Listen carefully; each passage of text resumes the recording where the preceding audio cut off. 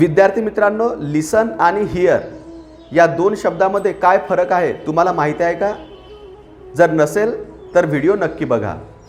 लिसनचा अर्थ सुद्धा होतो ऐकणे आणि हिअर या शब्दाचा सुद्धा अर्थ होतो ऐकणे। परंतु जेव्हा आपण एखादी घटना ऐकतो आणि काळजीपूर्वक जर ऐकत असेल तर आपण म्हणणार लिसन। आणि कुठल्याच प्रकारचे एफर्ट्स न घेता जर आपल्याला एखादी घटना ऐकायला मिळते तर तेव्हा आपण म्हणणार हिअर।